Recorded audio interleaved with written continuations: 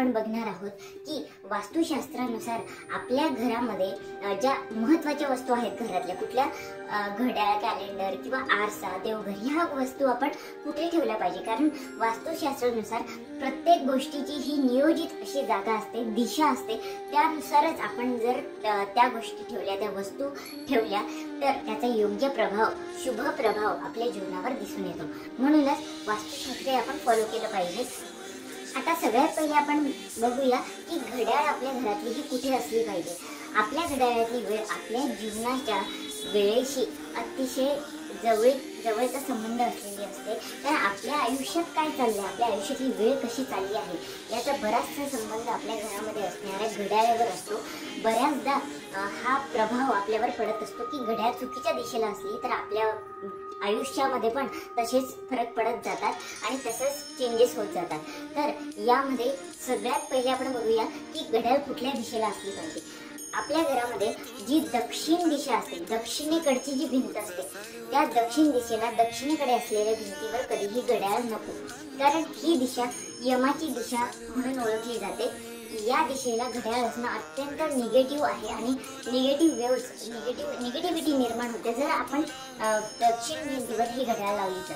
आणि दुसरं महत्त्वाचं कारण म्हणजे दक्षिण दिशेमुळे स्थिरत्व येते. म्हणजे एखादी गोष्टला स्थिरता येऊन जाते, ती तिथेच थांबून जाते. त्या गोष्टीमध्ये आपण प्रगती करू शकत नाही. म्हणजे गोष्टी थांबतात, आयुष्य पुढे जात नाही. आपण त्याच गोष्टीमध्ये अडकलेले राहतो जर आपली घड्याळ दक्षिण दिशेला असली तर. म्हणून दक्षिणेकडच्या भिंतीवर, दक्षिण दिशेला कधीही घड्याळ नको असते. त्याचप्रमाणे आणखी महत्त्वाची गोष्ट म्हणजे आपल्या घरामध्ये जितक्या प्रकारच्या घड्याळी असतील, मग तुम्हाला गिफ्ट मिळालेली असो, रिस्टवॉच असो, अलार्म क्लॉक असो, जितक्या असतील त्या सर्व चालू स्थितीमध्ये पाहिजे. बंद पडलेली घड्याळ नसायला पाहिजे. त्याचप्रमाणे कुठलीही घड्याळ डॅमेज, फुटलेली, काच फुटलेला अशा परिस्थितीमध्ये सुद्धा नको. सगळ्या घड्याळ चालू स्थितीमध्ये आणि सेम टाइम असलेल्या घड्याळ पाहिजे. म्हणजे प्रत्येक घड्याळमध्ये सारखाच टाइम पाहिजे. तुम्ही असं प्रयोग करून पाहिल्यास की एका घड्याळामध्ये समोर 5 मिनिट समोर, एक घड्याळ 5 मिनिटं मागे, तर या अशा परिस्थितीमध्ये घरातल्या लोकांमध्ये ताणतणाव निर्माण होतो. म्हणून सर्व घड्याळांमध्ये टाइम हा सारखाच पाहिजे, सर्व चालू स्थितीमध्ये पाहिजे.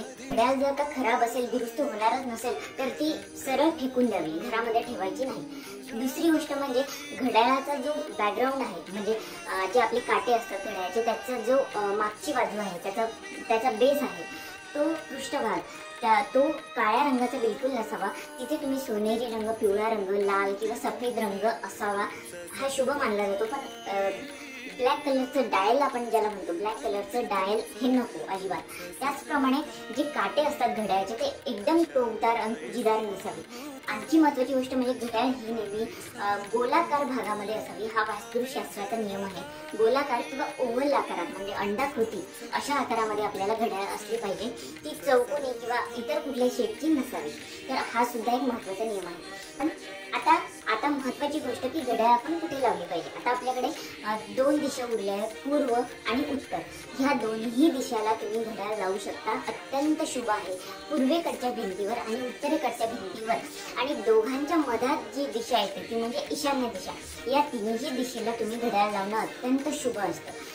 जर पूर्वेला तुम्ही घड्याळ लावली तर प्रचंड पॉझिटिव्हिटीचा सोर्स निर्माण होतो. पॉझिटिव्हिटी येते, घरामध्ये आनंद नांदतो, प्रेम राहतं, जिव्हाळा राहतो, घरामध्ये वातावरण एकदम पॉझिटिव्ह राहतं. त्याचप्रमाणे उत्तरेकडे जर तुम्ही घड्याळ लावली तर जर तुम्ही बिझनेस करत असाल, एखाद्या क्षेत्रात म्हणजे व्यवसाय करत असाल तर त्यामध्ये उत्तर प्रगतीच होत जाते. म्हणून उत्तर दिशेला जर तुम्ही व्यवसाय करत असाल, तुम्हाला पुढे जायचं असेल व्यवसायामध्ये, नवीन नोकरी करायची असेल, प्रमोशन मिळवायचं असेल, तर अशा वेळेस तुम्ही उत्तरेकडे घड्याळ लावू शकता. उत्तर प्रगतीच होत जाते असं म्हणतात. त्याचप्रमाणे ईशान्य दिशेला म्हणजे पूर्व आणि उत्तरच्या मधात जर तुम्ही घड्याळ लावली तर विनाकारणचा जो पैसा खर्च होतो ना तो होणार नाही. म्हणजे बघा, तुम्ही भरपूर वेळा अनुभवत असाल की घरामध्ये पैसा येण्याच्या अगोदरच त्याच्या वाटा फुटलेल्या असतात, त्याला पैसा घरात टिकत नाही. तर अशा वेळी ईशान्य दिशेला जर तुमची घड्याळ असेल तर पैसा, लक्ष्मी ही घरामध्ये टिकेल आणि सौख्य घरामध्ये टिकेल. पर्यायाने शांतता घरामध्ये राहील, पॉझिटिव्हिटी घरामध्ये राहील. तर हे सर्व आहे घड्याळाबद्दल. आता आपण आरसा आपल्या घरामध्ये कुठे असावा त्याबद्दल माहिती घेऊया. आता बघा, आपण आपली पृथ्वीवरचा प्रत्येक जीव पंचमहाभूतांनी बनलेला आहे.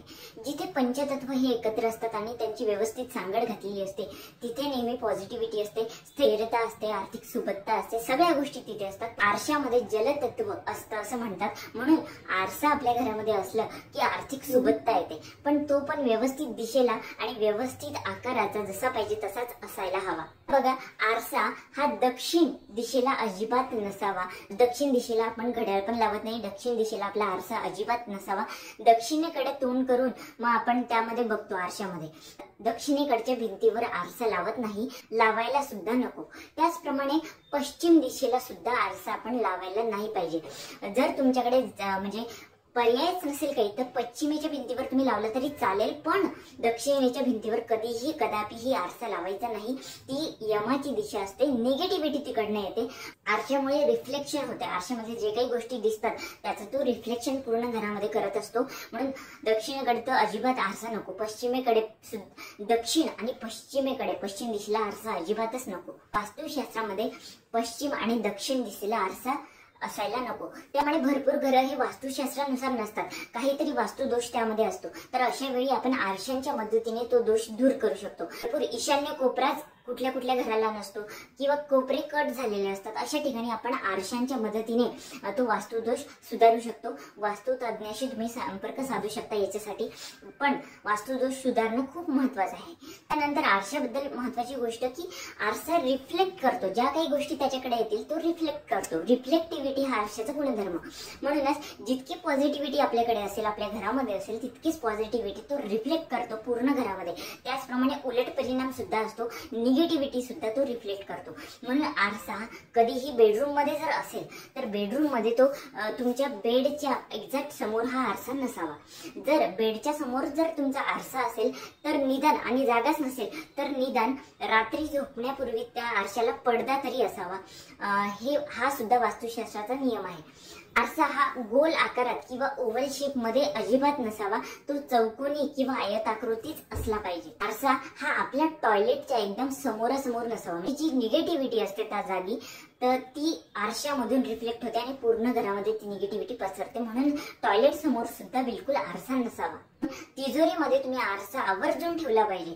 तिजोरीमध्ये लाल कापड असावा, अंथरावा. लाल कापडावर पूर्ण तुम्हाला जे काही तिजोरीमध्ये तुम्ही ठेवता ते असावं आणि तिथे आरसा असावा की जेणेकरून ते पूर्ण धन किंवा जे काही गोष्टी तुम्ही तिजोरीत ठेवता त्या सर्व त्या आरशामध्ये दिसल्या पाहिजे.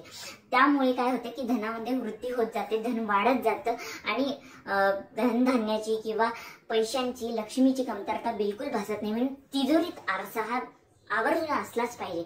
याआधी सुद्धा बऱ्याचदा मी तुम्हाला ही गोष्ट सांगितली आहे. व उत्तर, ईशान्य कुठल्याही दिशेला आरसा लावू शकता. ही दिशा अत्यंत शुभ आहे आरसा लावण्यासाठी. तर पूर्व आणि उत्तरेकडे जर तुम्ही आरसा लावला तर भरपूर पॉझिटिव्हिटी घरामध्ये येईल, धनधान्याची वृद्धी होईल आणि पैसा सुद्धा तुमच्या घरामध्ये वाढेल, लक्ष्मी स्थिर राहील. आपण बघू की कॅलेंडर कुठे असलं पाहिजे. घड्याळाप्रमाणे कॅलेंडर सुद्धा आपल्या आयुष्यामधली वेळ, काळ, दिवस हे ठरवत असतो. म्हणून वास्तुशास्त्रानुसार कॅलेंडर सुद्धा योग्य दिशेला असलं तरच त्याचे पॉझिटिव्ह इफेक्ट आपल्या आयुष्यावर दिसून येतात. तर कॅलेंडर सुद्धा आपण दक्षिणेकडे असायला नको. दक्षिणेकडच्या भिंतीवर दक्षिण दिशेला कॅलेंडर लावायचं नाही. ही अत्यंत अशुभ दिशा आहे. कॅलेंडर लावण्यासाठी यमाची ती दिशा आहे. म्हणून कॅलेंडर आपण जेव्हा बघतो तेव्हा आपल्या तोंड दक्षिणेकडे येतं. अर्थातच जेव्हा आपण कॅलेंडर दक्षिणेकडे लावतो त्याच्यामुळे दक्षिणेकडे बिलकुल कॅलेंडर नसावं. त्याचप्रमाणे तर तुम्ही पूर्व, उत्तर, पश्चिम या तीनही दिशांना लावू शकता.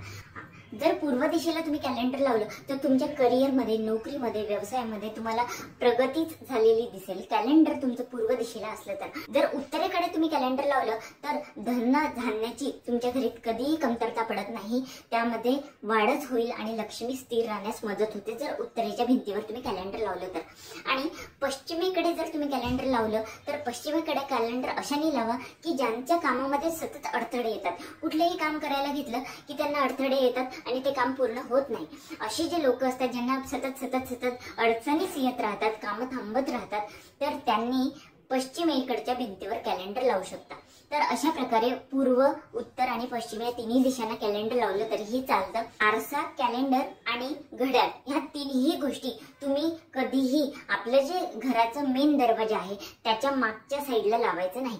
कारण दरवाजामधून नेहमी लक्ष्मी आत येते, म्हणजे पॉझिटिव्हिटी आत येते, सगळ्या गोष्टी तिथूनच आत येतात, पॉझिटिव्हिटी तिथून आत येते. म्हणून दरवाजाच्या मागे कधीही घड्याळ, कॅलेंडर आणि आरसा तुम्ही चुकूनही लावायचा नाही. बरेच जण कॅलेंडर दरवाजा मागे टांगून ठेवतात, तर अशी चूक बिलकुल करू नका. त्याचप्रमाणे आपल्या दोन रूम्सला जोडणारा जो दरवाजा असतो त्या दरवाजाच्या वर घड्याळ कधीही नसली पाहिजे, म्हणजे त्याच्या खालून आपण ये-जा नाही केली पाहिजे. घड्याळ, आरसा किंवा कॅलेंडर तिन्ही गोष्टी त्याच्या खालून आपण ये-जा आपली झाली नाही पाहिजे, म्हणून कुठल्याही दरवाजाच्या वरती या तिन्ही गोष्टी लावायच्या नाही. त्यानंतरची महत्वाची गोष्ट की या तिन्ही गोष्टी तुम्ही रोज पुसायच्या, म्हणजे आरशावर किंवा घड्याळावर, कॅलेंडरवर धूळ साचता कामा नये. कॅलेंडरला तरी आपले हात लागत असतात, पण आरसा आणि घड्याळ हे रोज गृहिणीकडून हे पुसल्या गेलं पाहिजे, त्याच्यावर धूळ साचली नाही पाहिजे, ते स्वच्छ असले पाहिजे. आरसा, घड्याळ यांना कधीही तडा गेलेला नको, त्याच्यात आपली प्रतिमा स्वच्छ दिसली पाहिजे. आरशामध्ये, घड्याळामध्ये स्वच्छ टाइम दिसला पाहिजे, वारंवार पुसले गेलं पाहिजे आणि स्वच्छही असले पाहिजे. त्याचप्रमाणे आपल्या गुरुमाऊलींनी साक्षात सांगितलं आहे की ज्या गृहिणीचे खरकटे हात, स्वयंपाक करता करताचे हात हे कॅलेंडरला लागतात, वारंवार कॅलेंडर आपण बघायची जर सवय असते तर त्या घरामध्ये आर्थिक स्थैर्यता येते, लक्ष्मी स्थिर राहते. ज्या घरात लक्ष्मीचे हात कॅलेंडरला लागतात तर अशा प्रकारे अत्यंत साधी आणि सोपी माहिती आहे, तर जी प्रत्येक जण आपल्या घरामध्ये एवढं तरी करू शकतात.